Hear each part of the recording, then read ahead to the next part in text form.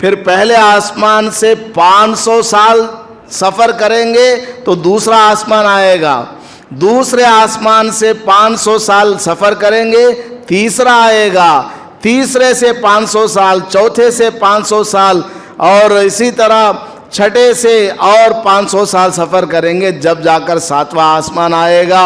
اس کے بعد میں سدرۃ المنتہا ہے، عرش ہے، اس سے اور آگے اللہ تعالیٰ نے جہاں تک چاہا وہاں تک اپنے حبیب کو بلایا، آ جاؤ اور قریب آؤ اور قریب آؤ۔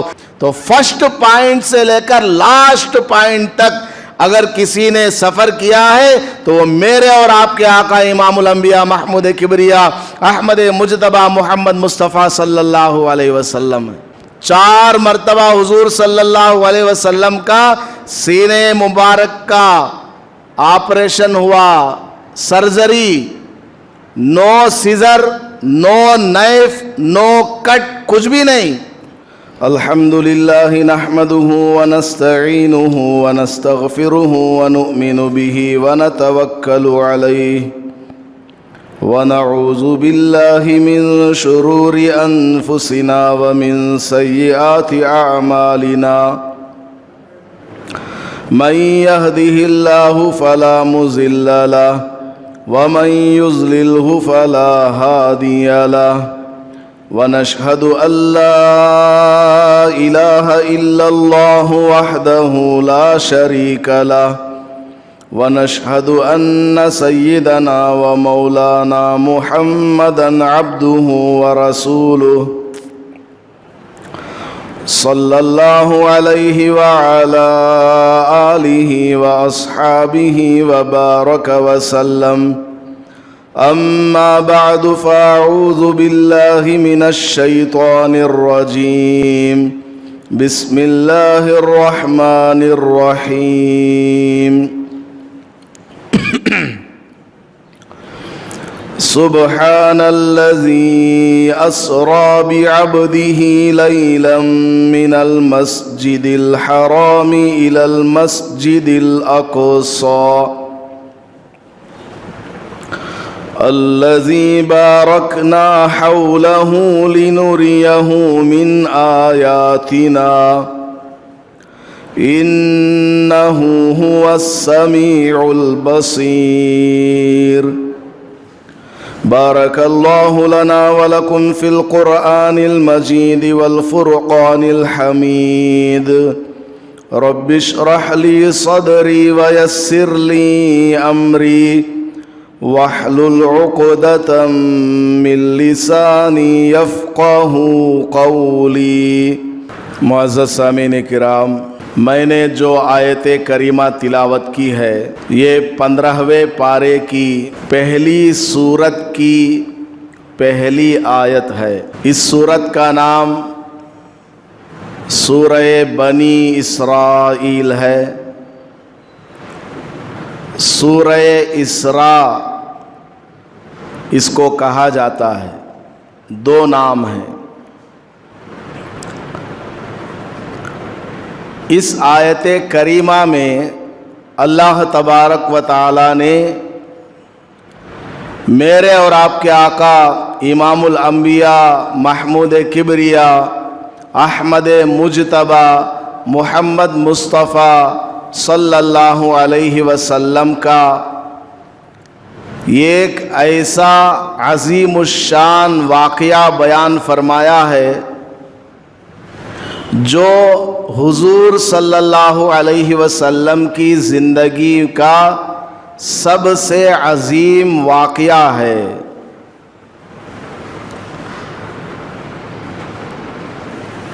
ایک لمبے سفر کا اللہ پاک نے اس میں تذکرہ فرمایا ہے۔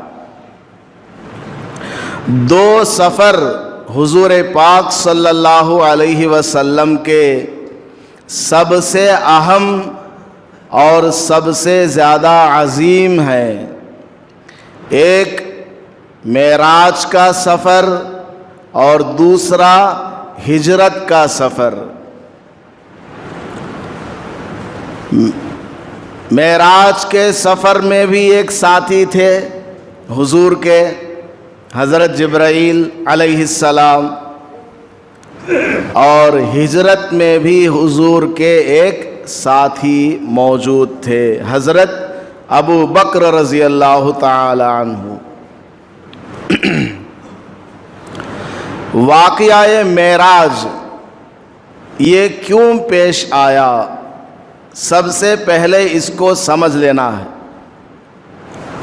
اس آیت کریمہ کا جو آخری جملہ ہے، اس جملے سے مفسرین کرام نے یہ تفصیل سمجھی ہے کہ اللہ پاک نے حضور اکرم صلی اللہ علیہ وسلم کا اتنا لمبا سفر کیوں کروایا؟ مسجد حرام سے لے کر عرش تک اور اس سے آگے لامکان تک حضور پاک صلی اللہ علیہ وسلم کو رات کے کچھ حصے میں سفر کرایا گیا۔ مختلف اقوال ہیں، مفسرین اور محدثین فرماتے ہیں کہ حضور اکرم صلی اللہ علیہ وسلم کے چچا حضرت ابو طالب، جو آخری وقت تک بھی کلمہ نہیں پڑھے، لیکن حضرت ابو طالب کی زندگی میں، ان کی موجودگی میں، ان کے رہتے ہوئے ان کے سامنے کوئی بھی حضور پاک صلی اللہ علیہ وسلم کی طرف انگلی نہیں دکھا سکتا تھا۔ ایک باڈی گارڈ کی طرح حضرت ابو طالب حضور پاک صلی اللہ علیہ وسلم کی حفاظت فرمایا کرتے تھے۔ حضرت علی رضی اللہ تعالی عنہ کے والد ہیں حضرت ابو طالب، خطبے میں بھی ان کا نام آتا ہے اور حدیث کی کتابوں میں بھی ان کا نام آتا ہے۔ پوری زندگی حضور پاک صلی اللہ علیہ وسلم کا ساتھ دیا۔ کفار مکہ، قریش، یہ سب حضور سے لڑنے، جھگڑنے، بحث کرنے، تنگ کرنے آتے، حضرت ابو طالب ان کا دفاع کرتے تھے، چلو بھاگو یہاں سے، یہ میرا بھتیجا ہے، میرے ہوتے ہوئے کوئی میرے بھتیجے کی طرف انگلی نہیں اٹھا سکتا۔ بہت زیادہ حمایت کرنے والے۔ یہ الگ بات ہے کہ حضور پاک صلی اللہ علیہ وسلم کی دعوت انہوں نے قبول نہیں فرمائی۔ آخری وقت ہے، اب روح پرواز کرنے والی ہے۔ حضور پاک صلی اللہ علیہ وسلم نے اپنے چچا سے کہا، ابو طالب سے، کہ اے چچا جان، آپ کے بہت اچھے اعمال ہیں، اگرچہ آپ نے اسلام قبول نہیں کیا لیکن آپ نے میرا ساتھ دیا ہے، بہت زیادہ آپ کی خدمات ہیں، ایک کلمہ اگر آپ پڑھ لیں گے، ایمان والے بن جائیں گے، تو پھر میں اللہ سے آپ کی سفارش کروا لوں گا۔ تو حضرت ابو طالب نے کہا اپنے بھتیجے حضرت محمد مصطفیٰ صلی اللہ علیہ وسلم سے کہ اگر میں اس وقت کلمہ پڑھوں گا تو میرے خاندان والے کہیں گے کہ موت کے ڈر سے کلمہ پڑھ لیا۔ اِنَّكَ لَا تَهْدِي مَنْ أَحْبَبْتَ، حضور پاک صلی اللہ علیہ وسلم کو اللہ تعالیٰ نے فرمایا، اِنَّكَ، اے محمد صلی اللہ علیہ وسلم، آپ جس کو چاہیں ہدایت نہیں دے سکتے، ہدایت کی طرف بلا سکتے ہیں، جنت کا راستہ، جہنم کا راستہ، صراط مستقیم کا راستہ، یہ سب آپ ان کو بتا سکتے ہیں، سمجھا سکتے ہیں، پورا قرآن پڑھ کر نصیحت کر سکتے ہیں، لیکن وہ ایک ہدایت جو ہے اللہ تعالیٰ جو دیتا ہے وہ آپ کسی کو نہیں دے سکتے. وہ ہمارا ڈپارٹمنٹ ہے. آپ کا ڈپارٹمنٹ لوگوں کو دعوت دینا, بلانا اللہ کی طرف. ہدایت ہمارے ہاتھ میں ہے. حضرت ابو طالب کو حضور پاک صلی اللہ علیہ وسلم نے بہت کوشش کی کہ وہ کلمہ پڑھیں, لیکن بغیر کلمے کے ہی ان کا انتقال ہو گیا. یہ ظاہری ہے, ظاہری اعتبار سے حضرت کا انتقال بغیر کلمے کے ہوا, لیکن ان کے دل میں پورا یقین ہے, معلوم ہے کہ حضرت محمد مصطفیٰ صلی اللہ علیہ وسلم آخری پیغمبر ہیں, دل سے مانتے ہیں. اور ایمان نام ہے دل کے یقین کا. لیکن مسلمان ہونے کے لیے, کسی پر مسلمان ہونے کا حکم لگانے کے لیے اقرار باللسان العمل بالارکان یہ بھی ضروری ہے. اس لیے عموماً حضرت ابو طالب کو کوئی رضی اللہ تعالی عنہ تو کیا مسلمان بھی نہیں کہتے. واللہ عالم, اللہ نے ان کے ایمان کو قبول کر لیا ہوگا یا نہیں کچھ پتہ نہیں ہے, اس لیے کم از کم حضرت بولا کرو, حضرت ابو طالب. بہرحال حضور صلی اللہ علیہ وسلم کے وہ چچا تھے, حضرت علی رضی اللہ عنہ کے والد محترم.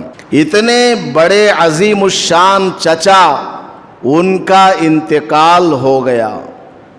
اب کفار مشرکین حضور صلی اللہ علیہ وسلم کے پیچھے پڑ گئے, تنگ کرنے لگ گئے, یہاں تک کہ آپ کو مکہ مکرمہ چھوڑ کر طائف جانا پڑا. مکہ مکرمہ سے تقریباً 125 کلومیٹر کے آس پاس طائف شہر ہے, وہاں آپ چلے گئے. وہاں جا کر آپ نے اپنا دکھ درد سنایا, وہاں کے لوگوں کو اسلام کی, ایمان کی دعوت دی. لیکن وہاں کے بڑے بڑے جو سردار تھے حضور پاک صلی اللہ علیہ وسلم کی دعوت کو قبول نہیں فرمایا, اسلام کو تسلیم نہیں کیا, بلکہ اوباش غنڈے قسم کے لڑکوں کو ان کے پیچھے لگا دیا اور کہا کہ اس سے ان کو مارو جتنا ہو سکے. حضور پاک صلی اللہ علیہ وسلم کو طائف شہر میں اتنا مارا گیا, اتنا مارا گیا کہ آپ کا جسم لہو لہا ہو گیا. بہت زیادہ آپ کو تکلیف پہنچی. اس تکلیف کو دیکھ کر آسمان سے فرشتے آ گئے اور کہا یا رسول اللہ, اگر آپ حکم فرمائیں گے تو طائف کے دونوں جانب 2 پہاڑ ہیں, ہم ان کو ملا دیں گے تاکہ پورے طائف کے شہر کو تہس نہس کر دیا جائے. آپ کو اس قدر ستایا گیا ہے. لیکن حضور صلی اللہ علیہ وسلم نے فرمایا نہیں نہیں, میں بدلہ لینا نہیں چاہتا ہوں. اگر یہ لوگ ایمان نہیں لا رہے ہیں, ممکن ہے کہ اللہ تعالیٰ ان کی نسلوں کو مسلمان بنائے گا. معاف کر دیا حضور نے. کیا کیا؟ معاف کر دیا حضور صلی اللہ علیہ وسلم نے. کن کو؟ طائف والوں کو. ایک پوائنٹ کی بات بتاتا ہوں, یاد رکھیے گا.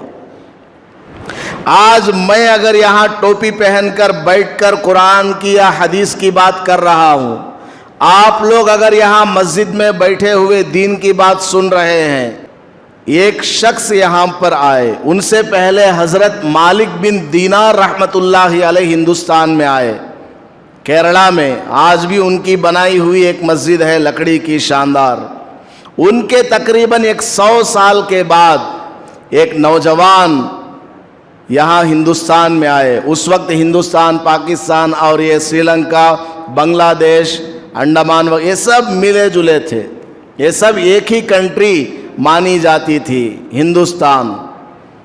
ہند اس کو کہا جاتا تھا. تو ایک نوجوان یہاں پر آئے, ان کا نام ہے محمد بن قاسم.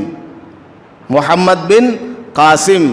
ان کے ذریعے یہاں پر اسلام پھیلا ہے، ان کے ذریعے یہاں پر اسلام پھیلا ہے۔ اس سے پہلے اسلام آیا تھا حضرت مالک بن دینار رحمۃ اللہ علیہ کے ذریعے۔ ان کے آنے کے بعد، محمد بن قاسم رحمۃ اللہ علیہ کے آنے کے بعد یہاں اسلام خوب پھیلا ہے۔ اور جانتے ہیں یہ محمد بن قاسم کون ہیں؟ یہ وہی ہیں جن کا خاندان طائف میں رہتا تھا۔ جن کا خاندان کہاں رہتا تھا؟ طائف میں رہتا تھا۔ اگر طائف والوں کو اس دن حضور صلی اللہ علیہ وسلم کچلنے کا حکم دے دیتے، سارے کے سارے طائف والے پس جاتے، تو شاید ہی آج ہندوستان میں کوئی مسلمان ہوتا۔ طائف والوں کے خاندان میں محمد بن قاسم پیدا ہوئے، مسلمان ہوئے، اور وہ ہندوستان آئے اور آ کر کے انہوں نے یہاں اسلام پھیلایا۔ تو ہماری ہسٹری ہندوستان میں کتنے سال پرانی ہے؟ 1200-1300 سال پرانی ہے۔ اور اس سے کتنے سال پرانی ہے؟ ہزاروں سال پرانی ہے۔ حضرت آدم علیہ السلام کہاں آئے تھے؟ امریکہ میں آئے تھے؟ انگلینڈ میں آئے تھے؟ یا رشیا چائنا میں آئے تھے کیا؟ نہیں، ہندوستان میں آئے تھے۔ ہم سب کے ابا حضرت آدم علیہ السلام سب سے پہلے کہاں تشریف لائے؟ ہندوستان میں تشریف لائے تھے۔ بہرحال تو طائف والوں نے حضور صلی اللہ علیہ وسلم کو ستایا۔ پہلے چچا کا انتقال ہوا، بعد میں حضور کو ستایا گیا طائف میں، اور اسی سال حضور صلی اللہ علیہ وسلم کی چہیتی بیوی، ہم سب کی ماں حضرت خدیجہ رضی اللہ تعالی عنہا کا انتقال ہو گیا تھا، جو کہ حضور صلی اللہ علیہ وسلم کو بہت زیادہ سپورٹ کیا کرتی تھی۔ حضور صلی اللہ علیہ وسلم پر جب سب سے پہلی وحی نازل ہوئی، آپ گھبرا کر کے، انسانی فطری نیچر کی وجہ سے جو آپ کے اوپر خوف طاری ہو گیا کہ ایک پہاڑ کے اندر ایک عجیب ہیکل قسم کا آدمی آیا اور آ کر کے مجھے دبوچا سینہ پکڑ کر اور مجھ سے قرآن پڑھوایا، بہت گھبراہٹ ہو گئی۔ گھر جا کر حضرت خدیجہ کو یہ سب سنایا تو ہمت دینے والی کون تھی؟ حضرت خدیجہ رضی اللہ تعالی عنہا تھی۔ اتنی بڑی بیوی جو سب سے پہلی بیوی ہے، ان کا انتقال ہو گیا۔ مکہ مکرمہ میں گنتی کے چند مسلمانوں کے علاوہ کوئی حضور صلی اللہ علیہ وسلم کو سپورٹ کرنے والا نہیں۔ جو سپورٹ کرنے والے چچا تھے حضرت ابو طالب، ان کا انتقال ہو گیا۔ اس کے بعد آپ وہاں سے طائف چلے گئے۔ طائف میں طائف والوں نے آپ کو تنگ کیا، اور ساتھ میں حضرت خدیجہ رضی اللہ تعالی عنہ کا بھی انتقال ہو گیا۔ یہ سارے کے سارے غم ایک ہی سال آ گئے، ایک ہی بات دیگرے آگے پیچھے، کچھ مہینے آگے پیچھے۔ اس سال کو صحابہ کرام عام الحزن کہہ کر پکارا کرتے تھے، غم والا سال۔ کون سا سال ہے؟ غم والا سال۔ صحابہ آپس میں پکارا کرتے تھے۔ تو اتنے سارے غم لاحق ہو گئے۔ آپ صلی اللہ علیہ وسلم لہو لہان ہو کر طائف میں آپ ایک باغیچے میں تشریف لے گئے، انگور کا باغیچہ۔ چھوٹی سی گلی ہے طائف میں، ایک طائف سے تھوڑا آگے جائیں گے، وہاں پر ایک پہاڑ ہے، وہاں ایک مسجد ہے، غالباً اس کا نام مسجد علی رضی اللہ تعالیٰ عنہ ہے۔ اس سے تھوڑا آگے بڑھیں گے، وہیں پر سامنے ہی بالکل باریک سی گلی ہے۔ جو لوگ حج پہ جاتے ہیں، عمرے پر جاتے ہیں، طائف جاتے ہیں، تو یہ سب وہاں دیکھ کر کے آتے ہیں۔ برکت والی جگہ ہے، حضور پاک صلی اللہ علیہ وسلم وہاں تشریف لے گئے تھے۔ تو وہاں جاتے ہیں تو ایک مسجد آتی ہے، اس کا نام ہے مسجد عداس، اور بھی دوسرے ناموں سے پکارتے ہوں گے، لیکن ایک نام یہ بھی ہے، مسجد عداس۔ وہاں پر اس باغیچے کا ایک مالک تھا، عداس اس کا نام تھا۔ اس باغیچے میں آپ چلے گئے، طائف والوں کی تکالیف کو برداشت نہ کر سکے اور وہاں سے نکل کر آپ اس باغیچے میں چلے گئے۔ باغیچے کے مالک عداس نے کچھ انگور وغیرہ پیش کیا، آپ نے ان کو کھایا، آپ کو تھوڑا آرام وہاں پر ملا، آپ نے سارا واقعہ سنایا تو وہ جو عداس تھے انہوں نے اسلام قبول کر لیا، انہوں نے اسلام قبول کر لیا اور صحابی بن گئے رضی اللہ تعالیٰ عنہ۔ ان کے بعد ان کے نام سے ہی وہ مسجد مشہور ہو گئی۔ تو بہرحال یہ سارے غم ایک ہی سال آپ صلی اللہ علیہ وسلم پر آ گئے اور آپ نے وہاں انگور کے باغیچے میں بیٹھ کر اللہ سے دعا مانگی کہ اے اللہ میرا کوئی یار و مددگار نہیں رہا، جہاں جاتا ہوں سب میرے خلاف ہے، میری بات کوئی ماننے والا نہیں مل رہا، گنتی کے چند مکہ مکرمہ میں مسلمان ہیں، باقی سب کفار تنگ کر رہے ہیں، کیا اے اللہ تو مجھ سے ناراض ہو گیا؟ اس طرح کے بھی بعض الفاظ تاریخ کی کتابوں میں ملتے ہیں، اے اللہ اگر مجھ میں کوئی کمی ہے اور تو مجھ سے ناراض ہے، اس وجہ سے یہ سب کچھ ہو رہا ہے، تو اے اللہ میں توبہ کرتا ہوں، میں استغفار کرتا ہوں، مجھے معاف فرما۔ بڑے عجیب و غریب لہجے میں آپ صلی اللہ علیہ وسلم نے اپنے دل کا درد اللہ کو سنایا۔ پھر آپ مکہ مکرمہ واپس آ گئے، مکہ مکرمہ میں واپس آئے اور حضرت ام ہانی رضی اللہ تعالی عنہا کے گھر میں آپ آرام کرنے کے لیے چلے گئے، وہاں آپ نے آرام فرمایا۔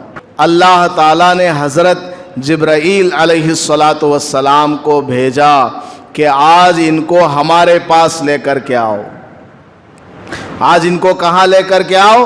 ہمارے پاس لے کر کے آؤ، ہم ان سے ملاقات کرتے ہیں، ہم ان سے بات کرتے ہیں اور ان کے دل کے اندر جو غم ہے وہ سب دور کر دیتے ہیں۔ سمجھ میں آ گئی بات؟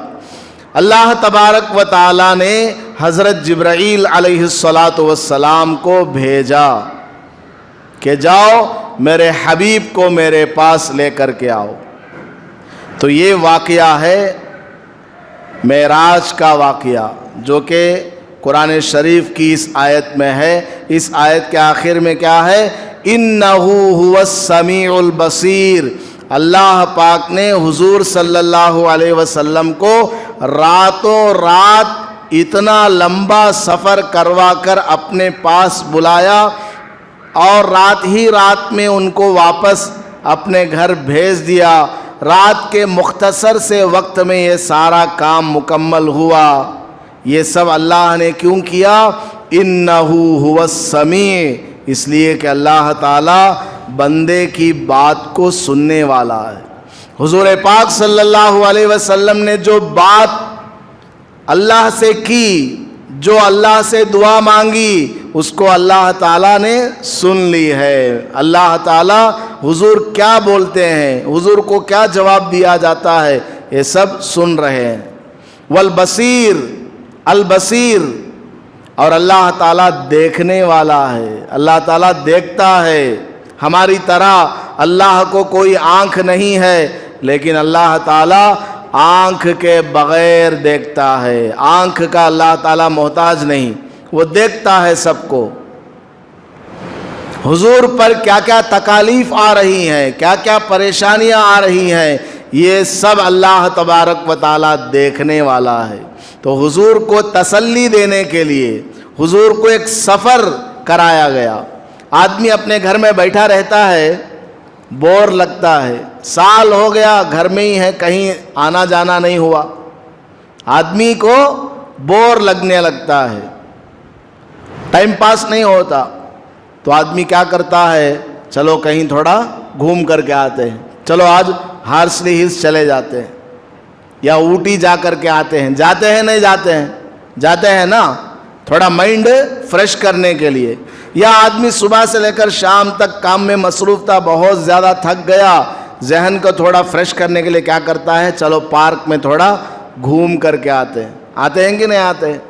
تو حضور پاک صلی اللہ علیہ وسلم کا مائنڈ، ان کا دماغ تھوڑا فریش کرنے کے لیے، اور حضور کے دل میں جو غم ایک بعد دیگرے لاحق ہوئے ہیں، ان غموں کا کفایہ کرنے کے لیے اور ان غموں کو دور کرنے کے لیے، خوش کرنے کے لیے اللہ تعالیٰ نے یہ معراج کا سفر کرایا۔ ایک بات تو یہ ہو گئی، معراج کا سفر اللہ نے کیوں کرایا، اس کی وجہ میں نے آپ کو بتا دی ہے۔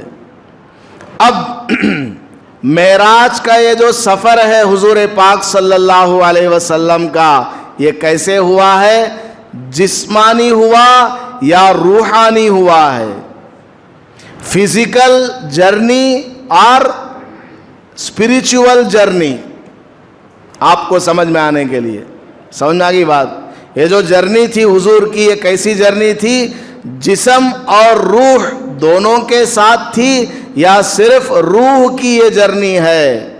اس کا جواب اسی آیت میں ہے۔ اللہ پاک نے کیا فرمایا؟ سبحان الذی اسری بعبدہ لیلا، پاک ہے وہ ذات جو لے گئی اپنے بندے کو۔ بندہ کس کو بولا جاتا ہے؟ بندہ کس کو بولا جاتا ہے؟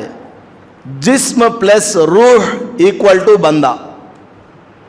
صرف روح کو بندہ نہیں بولا جاتا، صرف جسم ہے اس کے اندر روح نہیں ہے، بندہ نہیں بولا جاتا۔ حضرت بندہ آکو ہے ذرا نماز جنازہ پڑھاؤ، کون تو بولتے ہیں؟ حضرت ایک آدمی آکو ہے جنازے کی نماز پڑھاتے آؤ، کیا رے ادنان کو زندہ ہے سٹمپر نماز جنازہ پڑھاؤ، بولتے ہیں نا؟ بولتی نہیں بولتی تمہیں؟ روح اگر نہیں ہے جسم کے اندر تو اس کو آدمی یا بندہ نہیں کہا جاتا، کیا بولا جاتا؟ لاش، میت، ڈیڈ باڈی۔ سمجھ میں آگئی بات؟ یہ بولا جاتا ہے۔ اور صرف روح اگر ہو اس کو بھی عبد نہیں بولا جاتا، بندہ نہیں بولا جاتا۔ تو اسی آیت کے اندر اللہ تعالیٰ نے صاف الفاظ میں فرما دیا، سبحان الذی اسری بعبدہ، پاک ہے وہ ذات جو لے گئی اپنے بندے کو۔ یہ بندے کا لفظ بول کر اللہ نے صاف فرما دیا کہ یہ جو سفر ہوا ہے معراج کا، یہ خواب والا نہیں ہے بلکہ فزیکلی جرنی ہے۔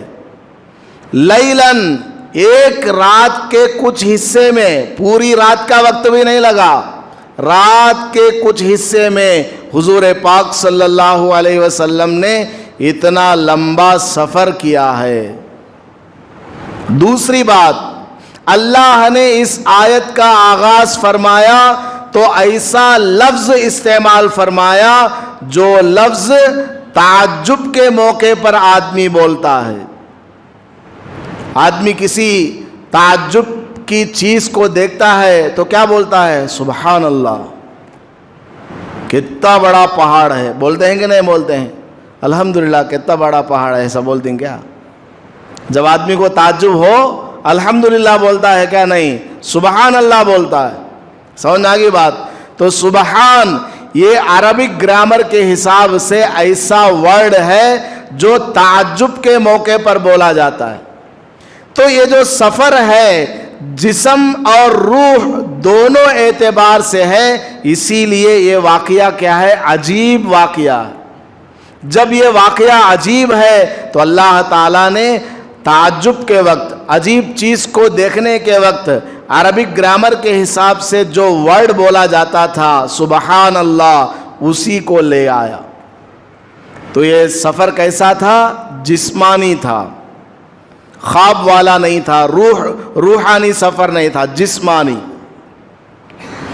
آپ یہاں بیٹھے ہیں، آپ کا بیٹا لندن میں ہے، امریکہ میں ہے، بوسٹن میں ہے، کیلیفورنیا میں ہے، ویڈیو کال کرتے ہیں، 20,000 کلومیٹر سے آپ کا لڑکا، اس کی شکل، اس کا ڈریس، اس کی وائس، اس کے پیچھے کیا کیا ہے بیک گراؤنڈ میں، وہ سب 1 سیکنڈ سے بھی کم وقت میں آپ کے موبائل سکرین پر آتا ہے کہ نہیں آتا ہے؟ آ جاتا ہے نا؟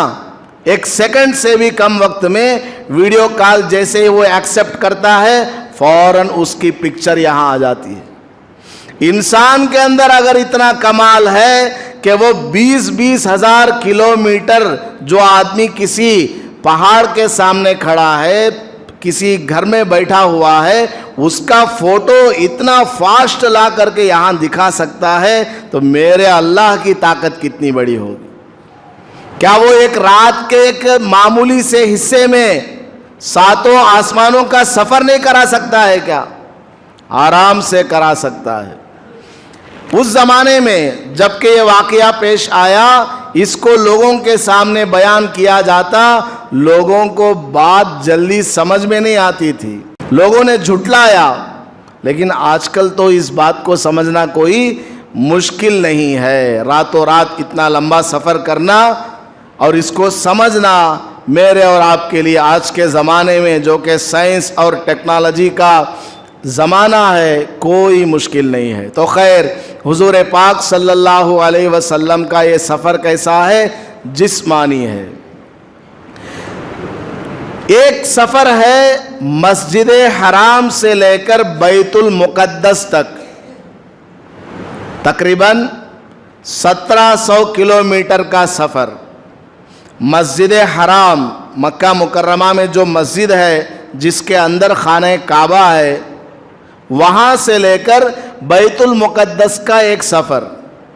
دوسرا سفر ہے بیت المقدس سے لے کر پہلے آسمان تک، پھر پہلے آسمان سے 500 سال سفر کریں گے تو دوسرا آسمان آئے گا، دوسرے آسمان سے 500 سال سفر کریں گے تیسرا آئے گا، تیسرے سے 500 سال، چوتھے سے 500 سال، اور اسی طرح چھٹے سے اور 500 سال سفر کریں گے، جب جا کر 7واں آسمان آئے گا۔ اس کے بعد میں سدرۃ المنتہا ہے، عرش ہے، اس سے اور آگے اللہ تعالیٰ نے جہاں تک چاہا وہاں تک اپنے حبیب کو بلایا، آ جاؤ اور قریب آؤ اور قریب آؤ۔ اتنا لمبا سفر، تو 2 سفر ہیں، ایک مسجد حرام سے لے کر بیت المقدس تک، اور ایک بیت المقدس سے لے کر اللہ تعالیٰ نے جہاں تک چاہا 7 آسمان سے آگے وہاں تک، یہ 2 سفر ہیں۔ یہ جو سفر ہے مسجد حرام سے لے کر مسجد اقصیٰ تک، بیت المقدس تک، اس سفر کا ذکر قرآن میں کلیئرلی موجود ہے، واضح طور پر موجود ہے۔ اس لیے علماء فرماتے ہیں اگر کوئی آدمی حضور صلی اللہ علیہ وسلم کے اس سفر کا انکار کرتا ہے تو وہ کافر ہے۔ وہ کیا ہے؟ کافر ہے، کیونکہ قرآن میں صراحت کے ساتھ اللہ نے بیان فرمایا من المسجد الحرام الی المسجد الاقصیٰ، مسجد حرام سے لے کر مسجد اقصیٰ تک حضور کو رات کے تھوڑے سے حصے میں لے گیا۔ اس سفر کو اگر کوئی کہتا ہے نہیں بھائی کیسا ہوتا، میں نہیں مانتا اس سفر کو، اگر کوئی آدمی اس طرح یقین رکھتا ہے، ایمان رکھتا ہے کہ ایسا سفر نہیں ہوا، وہ آدمی کیا ہے؟ کافر ہے، ایمان والا نہیں ہے۔ دوسرا سفر وہاں سے لے کر اللہ نے جہاں تک چاہا وہاں تک، یہ سفر جو ہے قرآن کی سورہ نجم کی آیت سے ثابت ہے، لیکن اس میں کلیئرنس نہیں ہے، نص قطعی جس کو کہا جاتا ہے عربک گرامر میں، ویسا وہ نہیں ہے۔ احادیث کے اندر بالکل کلیئر کے ساتھ موجود ہے کہ وہاں سے لے کر آسمانوں تک اور اس سے آگے تک حضور پاک صلی اللہ علیہ وسلم کا سفر کیسے ہوا ہے۔ اس لیے قرآن میں چونکہ کلیئر سے یہ بات نہیں ہے معراج والی، اس لیے اگر کوئی آدمی معراج کے سفر کا انکار کرتا ہے، یعنی مسجد اقصیٰ بیت المقدس سے لے کر آسمانوں تک کا جو سفر ہے، اس سفر کو اگر کوئی آدمی نہیں مانتا تو اس کو کافر نہیں کہیں گے، لیکن کیا بولیں گے؟ فاسق ہے، بددین ہے، گمراہ ہے، کیونکہ حدیث میں تو موجود ہے نا، ایک حدیث میں نہیں، متواتر کہتے ہیں ایسی حدیث کو جس کو انکار کرنا امپاسبل ہے، موٹی بات بتا رہا ہوں، جس کو انکار کرنا کیا ہے؟ ناممکن ہے۔ ایسی حدیثوں میں ہے 25 صحابہ کرام سے یہ معراج کا واقعہ مختلف احادیث کی کتابوں میں ہے۔ تو اس کا انکار کرنے والا کافر تو نہیں ہے لیکن فاسق فاجر ضرور ہے۔ اور بعض علماء جو کہ تھوڑا سختی سے کام لیتے ہیں، انہوں نے فرمایا چاہے یہ سفر ہو مسجد حرام سے لے کر مسجد اقصی تک کا، یا وہ سفر ہو، دونوں کا انکار کرنے والا کافر ہے۔ بہرحال تو حضور پاک صلی اللہ علیہ وسلم کے بارے میں ہمارا ایمان ہے، ہمارا عقیدہ ہے کہ آپ صلی اللہ علیہ وسلم کو اللہ نے رات کے کچھ ہی حصے میں اتنا لمبا سفر کرایا۔ ایک اور بات بتا دیتا ہوں، اگلی جمعہ باقی تفصیل سے بتاؤں گا کہ معراج کے واقعے میں آپ نے کیا کیا چیزوں کو دیکھا، جنت جہنم، اور راستے میں کن کن پیغمبروں سے ملاقاتیں ہوئیں، کیا کیا باتیں ہوئی، یہ سب اگلی جمعہ انشاءاللہ بتاؤں گا۔ ابھی بس ایک اور پوائنٹ بتاتا ہوں، کیا ہے؟ حضور پاک صلی اللہ علیہ وسلم ام ہانی کے گھر میں آرام فرما رہے تھے۔ جبرائیل علیہ السلام وہاں آ گئے تھے، وہاں سے ان کو اٹھا کر مسجد اقصی نہیں لے گئے، بلکہ وہاں سے اٹھا کر کہا گیا مسجد حرام چلیے، مسجد حرام تشریف لے جائیں کعبۃ اللہ کے پاس۔ وہاں سے ان کو حضور صلی اللہ علیہ وسلم کو آسمانوں پر لے جایا گیا۔ وجہ کیا ہے؟ ریزن کیا ہے؟ دنیا بننے سے 2000 سال پہلے اللہ نے خانہ کعبہ کی زمین کو بنا دیا۔ پوری زمین میں جو خانہ کعبہ کا حصہ ہے، کعبۃ اللہ کا حصہ، وہ جو اسکوائر کا حصہ ہے، وہ حصہ اللہ نے اس زمین کو، پوری زمین کو بنانے سے 2000 سال پہلے بنا دیا ہے۔ تو سب سے پہلی جگہ ہے زمین میں، سب سے فرسٹ جگہ، سینٹر آف دا ورلڈ، سب سے پہلی وہ جگہ ہے۔ تو پہلی جگہ سے اللہ تعالیٰ سفر کا آغاز کرانا چاہتا ہے تاکہ حضور کا سفر پہلی جگہ سے شروع ہو کر آخری جگہ تک ہو جائے۔ آخری جگہ کون سی ہے؟ اللہ کا عرش ہے، اور اس سے آگے لامکان جہاں تک اللہ تعالیٰ چاہتا ہے۔ تو فرسٹ پوائنٹ سے لے کر لاسٹ پوائنٹ تک اگر کسی نے سفر کیا ہے تو وہ میرے اور آپ کے آقا امام الانبیاء محمود کبریا احمد مجتبی محمد مصطفیٰ صلی اللہ علیہ وسلم ہے۔ اتنی بڑی ہستی، اس لیے ام ہانی کے گھر سے اٹھا کر کے بیت اللہ کے پاس لایا گیا، وہاں سے سفر کرایا گیا۔ سفر کرانے سے پہلے حضور کا آپریشن بھی کیا گیا۔ 4 مرتبہ حضور صلی اللہ علیہ وسلم کا سینے مبارک کا آپریشن ہوا، سرجری، نو سیزر، نو نائف، نو کٹ، کچھ بھی نہیں۔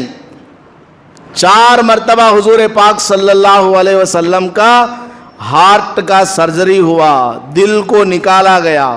وہ کب ہے 4 مرتبہ؟ وہ انشاءاللہ اگلی جمعہ کو بتاؤں گا۔ اور راستے میں کیا کیا عجیب و غریب واقعات پیش آئے، آپ نے کیسے کیسے مناظر کو دیکھا، مردوں کو جنت میں، عورتوں کو جنت میں، جہنم کے اندر مردوں کو عورتوں کو کس طرح دیکھا ہے، وہاں پر کیسے دکھایا گیا، اور یہ ساری کی ساری باتیں انشاءاللہ تفصیل سے جتنا ہو سکے اگلی جمعہ بیان کرنے کی کوشش کروں گا۔